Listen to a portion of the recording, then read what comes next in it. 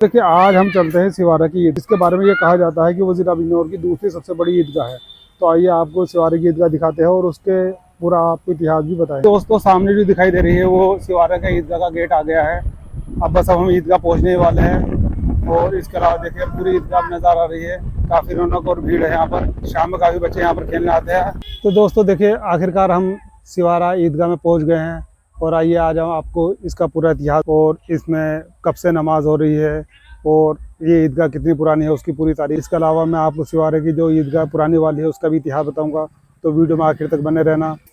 दोस्तों देखिए सिवारा ईदगाह के लिए पूरी पक्की सड़क बनी हुई है। अगर हम इस गेट की बात करते हैं तो सन 2013 में ये बनकर तैयार हो गया था, क्योंकि नई ईदगाह में जो नमाज शुरू हो गए थे वो सन 2013 से स्टार्ट हो गई थी। सिवारे की ईदगाह का गेट जो कि लगभग 22-23 फीट ऊंचा है। और अगर को देखे थोड़ा नज़दीक से ले जा करके तो इसके साइड में छोटे छोटे जो 2 गेट बने हुए हैं। एक गेट ये रहा इस साइड में और एक गेट इस साइड में। ये देखिए मैं आपको दिखा रहा हूँ थोड़ा नज़दीक से जा करके। ये रहा इसका एक दूसरा गेट छोटा वाला। तो ये इसका ये पहला गेट है बड़ा वाला। इसके अलावा इसका एक गेट और है। तो आइए अब उस दूसरे गेट के पास चलते हैं। देखिए कितनी खूबसूरत लग रही है सिवारे की ईदगाह, कितना अच्छा लुक आ रहा है। क्योंकि शाम का टाइम है, बादल हो रहे हैं। शाम होते ही ईदगाह के मैदान में बच्चे खेलने आ जाते हैं। इससे बड़ा इस टाइम ग्राउंड कहीं नहीं है सिवारे में। लगभग 22-23 बीघा का ये ईदगाह का ग्राउंड है। आइए अब आपको दूसरा गेट है उसकी पूरी तारीख बताता हूँ। तो दोस्तों देखिए ये सिवारा ईदगाह का दूसरा गेट आ गया है। आइए मैं आपको नज़दीक से चल कर दिखाता हूँ। ये भी काफ़ी ऊंचा बना हुआ है। इसकी भी हाइट लगभग 20-22 फीट है। और इसके साइड में कोई छोटा इस तरह कोई गेट नहीं बना हुआ जैसे मेन गेट पर बना हुआ है। एक सिंगल गेट है बिल्कुल। और अगर मैं आपको थोड़ा सा इस पर नज़दीक जूम करके दिखाऊंगा, देखिए आप इस पे लिखा हुआ है बाब कुरैश। दोस्तों ये गेट जो बना हुआ है 1441 हिजरी में बना हुआ है, जिसको अगर हम ईस्वी में अगर बात करें तो ये 2019 का बना हुआ है। जिस पे देखिए इस गेट पे आपको दिखाता हूँ नज़दीक से कि 1441 हिजरी। और इसकी जो साइड में कुछ तख्तियाँ लगी हुई है वो भी आपको नज़दीक से जा करके दिखाता हूँ। तो गेट के साइड में जो छोटा सा ये तख्ती लगी हुई है इस पे लिखा हुआ है एडवोकेट मोहम्मद एहसन चौधरी साहब और डॉक्टर सैयद मोहम्मद तारिक रजा। तो आइए मैं नज़दीक से आपको दिखाता हूँ जिस पे लिखा हुआ है हाजी डॉक्टर खुर्शीद हसन। तो दोस्तों देखिए ये ईदगाह का दूसरा गेट है जो कि 2019 में तामीर हुआ था। वो रही नई ईदगाह, आपको वहाँ पर लेकर चलता हूँ मैं, जिसमें 2013 में नमाज शुरू हो गई थी। और ये ईदगाह का पुराना वाला मीनार है, उसके बारे में आपको पुरानी ईदगाह का इतिहास बताऊंगा पूरा। ये मीनार कब बना था, तो वीडियो को आप बिल्कुल भी स्किप ना करें, वीडियो में आखिर तक बने रहे। उसके पहले आइए नई ईदगाह की तरफ को चलते हैं। दोस्तों देखिए अब आपको मैं नई ईदगाह पूरी सही करके दिखाता हूँ। अगर आप ध्यान से देखेंगे तो देखिए ये बाईं साइड में ये सीढ़ियाँ बनी हुई है। एक सीढ़ी ये बनी हुई है बीच में और एक सीढ़ी उस साइड में बनी हुई है। और ये काफ़ी ऊंचा एक चबूतरा सा बना हुआ है। और मैं आपको नज़दीक लेकर के चलता हूँ, देखिए किस तरह से लग रही है ईदगाह। दोस्तों देखिए अब हम ईदगाह में बिल्कुल नज़दीक आ गए हैं। बीच में ईदगाह के जो मीनार बने हुए छोटे छोटे दो, और यहीं पर इमाम साहब नमाज पढ़ाते ही। और साइड में ये मिंबर बना हुआ है जहाँ पर इमाम साहब खुतबा देते हैं। और एक साइड में ये एक मीनार ये रहा ईदगाह का, इसमें साइड में ये मीनार बना हुआ है। उसके बाद ये छोटी छोटी बुर्जियाँ बनी हुई है, उसके नीचे मेहराब बनी हुई है और उसके बीच में छोटी छोटी ताकें भी बनी हुई है। काफ़ी खूबसूरत व्यूज़ नज़र आ रहा है। और ये देखिए छोटी छोटी मीनार और मेहराब और उसके बीच में ये जो ताकें बनी हुई है कितनी खूबसूरत लग रही है।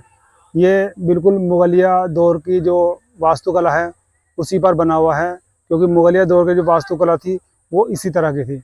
आपको मैं थोड़ा सा नज़दीक से दिखाता हूँ। ये जो बीच का गुंबद है इंडो मुगल आर्किटेक्ट पर बना हुआ है। गुंबद के ऊपर ये कमल की पंखुड़ियाँ और उसके ऊपर कलश, ये जो है इंडो मुगल आर्किटेक्ट कहलाता है। ये देखिए आपसे नज़दीक से देखिए आपको कितना खूबसूरत लग रहा है। इसके अलावा इसमें बीच में देखिए कलमा लिखा हुआ है ला इलाहा इल्लल्लाह मुहम्मदुर रसूलुल्लाह। दोस्तों बरसात का महीना होने की वजह से ईदगाह में बहुत बड़ी बड़ी घास हो गई है। जब बरसात ख़त्म हो जाएगी तो ईदगाह कमेटी इस घास को साफ करा देगी। सिवारे की ईदगाह का जो टोटल रकबा माना जाता है वो 22-23 बीघे के आसपास माना जाता है। ये ज़िला बिजनौर की दूसरी सबसे बड़ी ईदगाह मानी जाती है। और इसमें लगभग 24 से 25 हज़ार नमाजी इसमें नमाज़ पढ़ते हैं। काफ़ी बड़ी ईदगाह है। अब आइए मैं आपको पुरानी जो ईदगाह है वहाँ पर लेकर के चलता हूँ। देखिए कितने सारे बच्चे शाम में यहाँ पर आकर के क्रिकेट बास्केटबॉल अलग अलग तरह के अपना खेल खेलते हैं। और ये पुराने मीनार आज भी बिल्कुल सही कंडीशन में बने हुए हैं, काफ़ी चौड़ा है। तो देखिए नीचे के अगर हम बात करें तो एक चबूतरा बना हुआ है उसके ऊपर काफ़ी चौड़ा मीनार बना हुआ है। ये मीनार हकीम हसन रजा खां की निगरानी में बना था। इसको बनाने वाले मिस्त्री का नाम जो है मोहम्मद इस्माइल है। देखिए दोस्तों, इस पुराने मीनार के ऊपर देखिए तारीख भी लिखी हुई है, और ये अगर हम तारीख की बात करूँ तो 1323 हिजरी का बना हुआ है। 1323 हिजरी का मतलब हुआ 1905। आज की डेट से अगर हम जोड़े तो 120 साल पुराना ये मीनार हो चुका है। अगर इसकी वास्तुकला की अगर हम बात करें तो ये इंडो मुगल आर्किटेक्ट पर बना हुआ है। गुंबद के ऊपर जो है कमल की पंखुड़ी है और उसके ऊपर कलश है। तो ये जो आर्किटेक्ट कहलाता है इंडो मुगल आर्किटेक्ट कहलाता है, क्योंकि इससे पहले के जो मीनार बनते थे या गुंबद बनते थे उसमें ये कमल की पंखुड़ी और ये कलश वगैरह बिल्कुल भी नहीं दिखाई देता। तो काफ़ी बड़ा और भव्य ये मीनार है। तो ये यहाँ पर ये जो बच्चे खड़े, यहाँ पर जो है इमाम साहब नमाज पढ़ाया करते थे और यहीं पर उनका मिंबर होता था, यहीं पर वो खुतबा देते थे। और ये रहा इसका देखे दूसरा मीनार। साहब मैं आपको नज़दीक चल कर दिखाता हूँ इस मीनार को। 1905 में कैसे बना हुआ है, इसकी तारीख क्या है, बिल्कुल ये देखे थोड़ा सा ये साइड से जो इसका पंखुड़ी निकली हुई थी ये थोड़ी टूट गई है, और ये भी उसी पैटर्न पे बना हुआ है जैसे पहले वाला मीनार बना हुआ था। देखिए नीचे जो है ये चबूतरा बना हुआ है, वो चबूतरा काफ़ी चौड़ा है और उसके ऊपर ये मीनार जो है ईदगाह की बनी हुई है। वीडियो में तो आपको कम लग रही होगी मगर ये काफ़ी चौड़ी मीनार है। और इसकी अगर हम बात करें तो ये लखोरी ईंट से बना हुआ है। ये देखिए आप, ये नज़दीक से मैं थोड़ा आपको दिखाता हूँ। ये लखोरी ईंट से बना हुआ है और लखोरी ईंट का ही इस्तेमाल भारत में जो है 1940 और 45 के बाद नहीं मिलता।